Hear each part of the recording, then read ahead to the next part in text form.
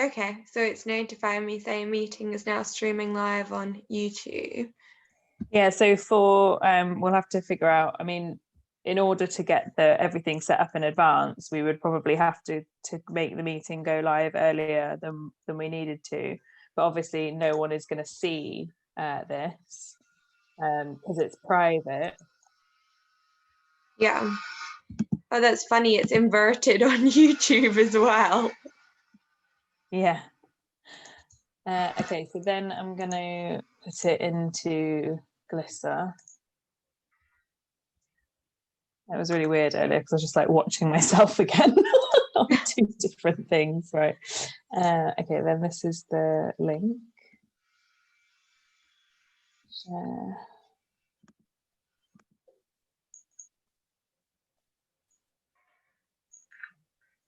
So then do you just essentially copy and paste the YouTube link and put it in Glisser? Yeah. Okay.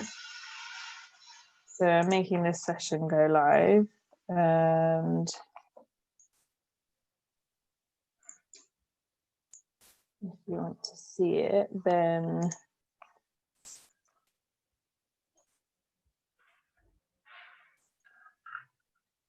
if you go to I've just sent you the link to Glisser, and then hopefully you should see us.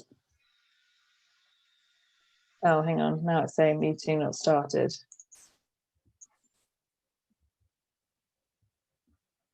No, that's not working, hold on. It says opening plenaries is like, oh, meeting is. Oh, sorry, I've started the wrong one, that's why.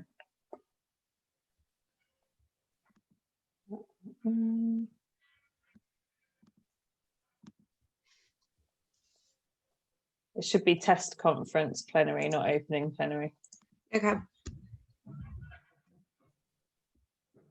Yeah, okay, that says live now. Oh yeah, there we are. Yeah, that looks good, I think. Yeah. Well, at least it looks like it should, not like jumping from one to another. Yeah, so as I said, there's about a 20-second delay, but that shouldn't matter because the speakers will be on Zoom. Yeah. And then this would be if there were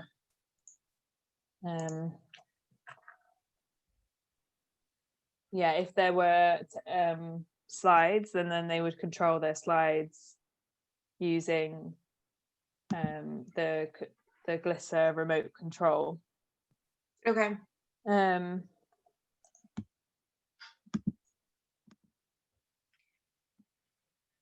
So yeah, I think that's it really, and I think that looks better. No, 100%. I think it looks a lot better now rather than doing it through Zoom like we did before. Yeah, and it's a lot cleaner, and it's actually like quite simple to do. I've just noticed that Oscar's still playing around with it because now there's the Pearson logo. Yeah, I saw that before. And then like this would be if I show you that's what we would send to speakers, and that would be the remote control, and we wouldn't be able to send them the remote control link until we actually go live. That's the only thing I'm a little bit concerned about, but I think if we test it with them, I think we'll have to, I basically just don't want to overwhelm them with the fact that there's two platforms. So when we're briefing them, essentially what we want to do is meet them on Zoom. I don't think you should even show them the Glisser output. Do you think? Because I think that might just confuse them. I agree with you. Okay, obviously we want to use the Glisser thing for slides, but yeah, so I'm thinking what we want to talk about now is obviously Wednesday and like creating a session, and if we create a session on Glisser, and then we use that as an example when we brief the speakers, and we send them the slide remote. So if we build it like now, or we talk about what we're going to put in it, we could then send them the slide remote. So basically all they have to do is see the example slide remote if they want to use slides, because obviously at this point we don't know who is using slides and who isn't, and that will be part of the briefing.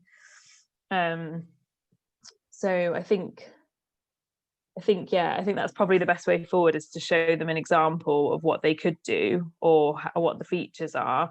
And obviously if they just want to present by speaking and not have any visual aids, then obviously that's fine. And then we can just literally just tell them to come online 15 minutes before, and presumably we can still, I can still manage the meeting. Like, I think I can stop your video. I can stop your video, and then I can ask to start your video. So we can still control it like we do with GoToWebinar. And then this is just with the meeting version. We don't need the webinar version. We can downgrade our account.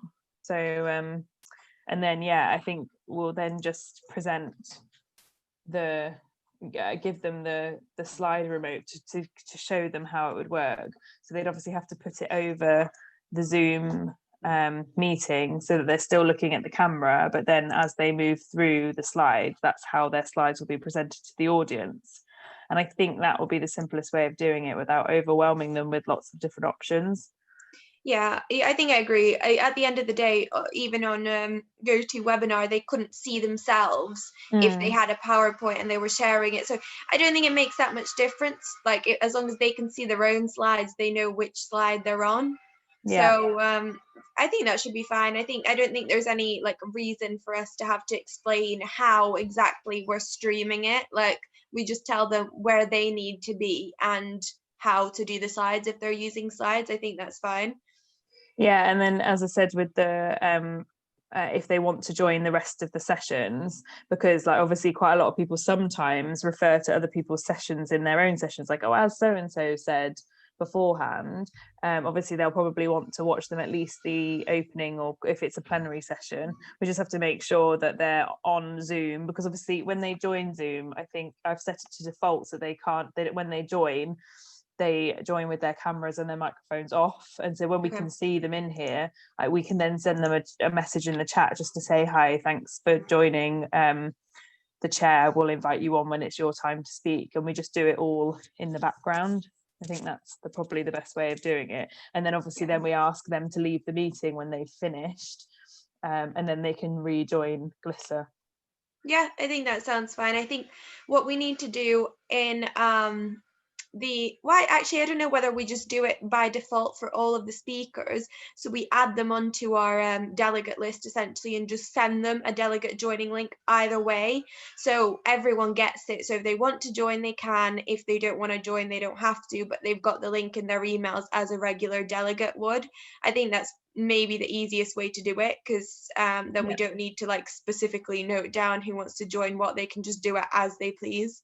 No, I agree, and I think that's why in the third joining instruction, so there was obviously the briefing I did, and then there was the follow-up one. In the follow-up one I did, these are the links for your speaking slot, and then I did, and here's a link to Glisser, because it will literally just be glisser.live/UUK retention, and then they have to put their email address in.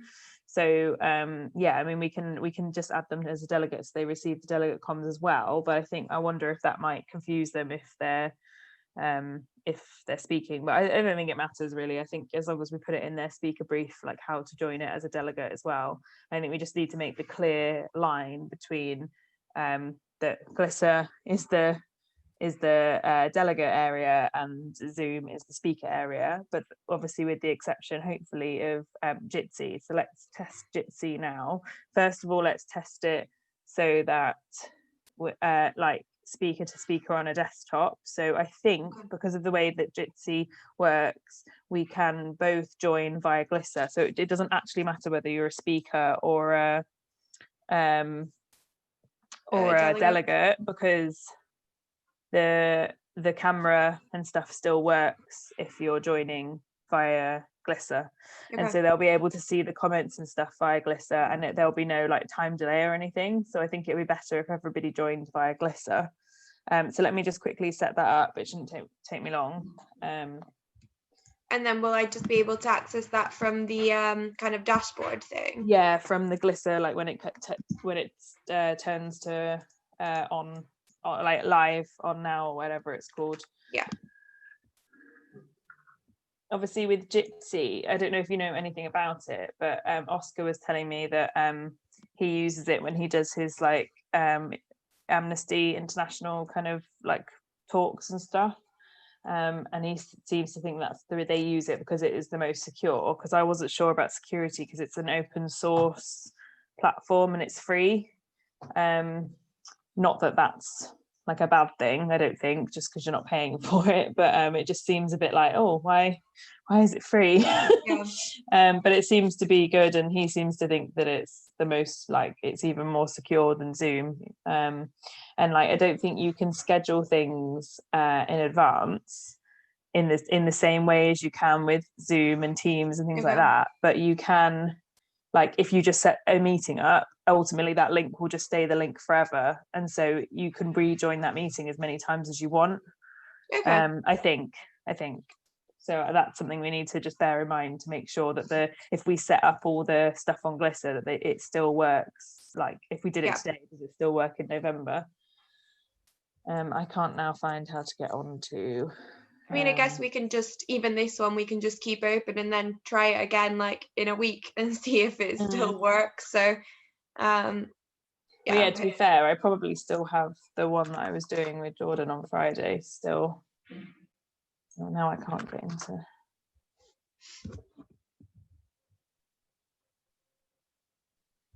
Oh, now it's automatically signed me out of my emails and into the random UK Gmail. Hang on. Oh, how annoying. Let me just switch back because I have that link.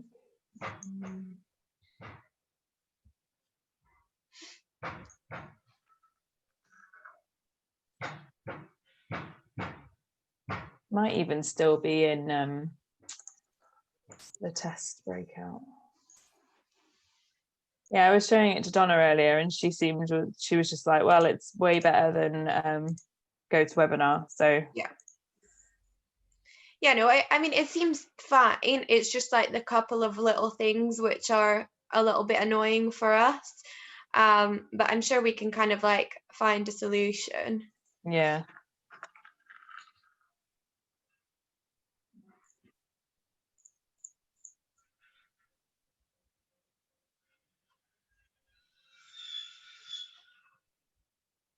Yeah, I'm not just, the one thing is that like, I don't think Esther will be happy with the fact that sponsor logos are like not visible, because obviously I think if they're paying a lot of money for it, they will want their logo to be visible on it, not just in the background or hidden by some other text. So that's not ideal. But they've showed us that example before that doesn't have it faded out. So as you said, it should just be a simple fix. I think it is. I don't know whether maybe you can take a look after, because I think you've probably had the most. But then again, Oscar's also fiddling about with it now, so surely if it's there, he'll find it. Like there aren't that many functions. I don't think we can do it, but like you said, I think in the back they should be able to do it. Yeah, which is, I mean, she's ignored me about the reordering stuff. Oh, fantastic. She's, well, apart from saying no, and then obviously I've pushed back again, and I haven't heard back from her since. Because I said, you know, can we